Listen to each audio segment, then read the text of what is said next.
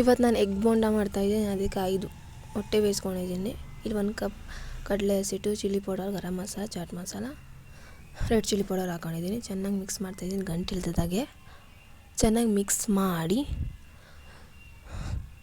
Soda ಹಾಕೋತಾಯಿದ್ದೀನಿ. ಆಮೇಲೆ ಸ್ವಲ್ಪ ಜೀರಿಗೆ ಕೂಡ ಹಾಕ್ಕೊಂಡಿದ್ದೀನಿ. ಆಮೇಲೆ ಸ್ವಲ್ಪನೇ ರುಚಿಗೆ ತಕ್ಕಷ್ಟು ಉಪ್ಪು, ಆಮೇಲೆ ಸ್ವಲ್ಪ ನೀರು. ಜಾಸ್ತಿ ತೆಳ್ಳಗೆ ಕಲಿಸ್ಕೊಬೇಡಿ, ಗಟ್ಟಿ ಕಲಿಸ್ಕೋಬೇಕು. ನೋಡಿ ಈ ಥರ ನೀಟಾಗಿ ಗಂಟಿಲ್ದಂಗೆ ಕಲಿಸ್ಕೊಳ್ಳಿ. ನೋಡಿ ಈ ಥರ.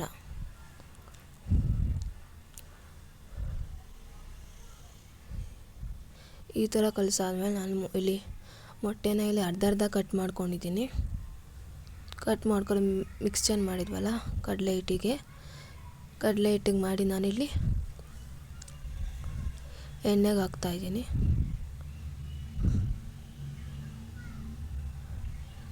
ಚೆನ್ನಾಗಿ ಬೆಂದಾದಮೇಲೆ ಉಲ್ಟಾ ಮಾಡಿ ಹುಷಾರಾಗಿ ನೋಡಿ. ಒಂದು ಸ್ವಲ್ಪ ಮೊಟ್ಟೆ ಇದ್ರೂ ಆರಿಬಿಡುತ್ತೆ. ಹುಷಾರಾಗಿ ನೋಡ್ಕೊಂಡು ಮಾಡಿ. ಎಷ್ಟು ಬೇಗ ಸಿಂಪಲಾಗಿ ಬೇಗ ಕೂಡ ಮಾಡ್ಕೋಬೋದು. ತುಂಬ ಚೆನ್ನಾಗಿರುತ್ತೆ.